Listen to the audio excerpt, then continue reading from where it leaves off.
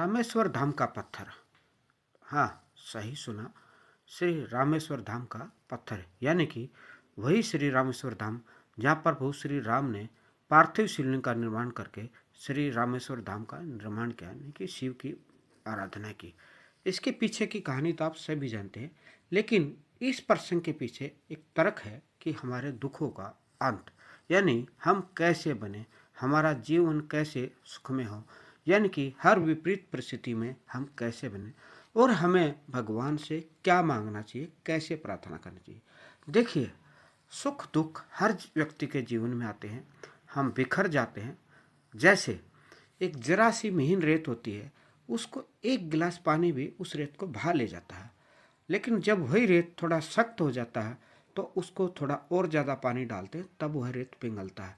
लेकिन वही मिट्टी और कठोर हो जाती है तो सोचिए हमें कितना पानी डालना पड़ता है।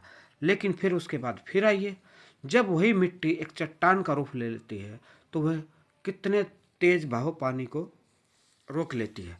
फिर उससे भी आगे चलिए, आपने समुद्र के किनारे की चट्टानें देखी है ना, हम सब ने देखी होंगी। वो समुद्र के कितने तेज तूफान को रोक लेती हैं, यानी कि वो चट्टान इतनी मजबूत होती है, समुद्र के विशाल वेग को भी झेल जाती हैं। लेकिन अब हम उससे भी आगे चलते हैं।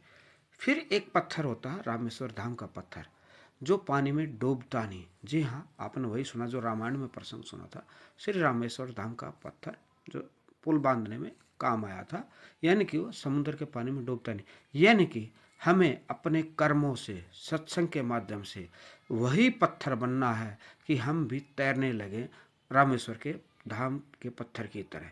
हम भी उसी तरह तैरने लगे, हमें भी कोई भूचाल, समुद्र की सुनामी लहर डुबो ना पाए, यानी कि संसार का कोई भी कष्ट, दुख, पीड़ा हमें हिला ना पाए। बस हमें मन वचन कर्म से उसी तरह से भगवान की आराधना करनी है और उनसे यही प्रार्थना करनी है, हे प्रभु हमें भी रामेश्वर धाम की तरह पत्थर बना देना, ताकि हम भी संसार रूपी समुद्र में डूबे नहीं, तैरते रहें। क्योंकि जिसके ऊपर आपका नाम लिखा हो तो वो कैसे डूब सकता है। बस यही कृपा हमारे ऊपर करना, फिर देखना दोस्तों हमारा जीवन कैसे सुखमय हो जाता है। हमें कोई भी विपरीत विचार विचलित नहीं कर सकता, हम किसी भी समस्या से भयभीत नहीं हो सकते, हम घबरा नहीं सकते। बस प्रभु हम पर ऐसे ही कृपा बनाए। बस आज का यही सत्संग है, यही कहानी है। जय श्री राम।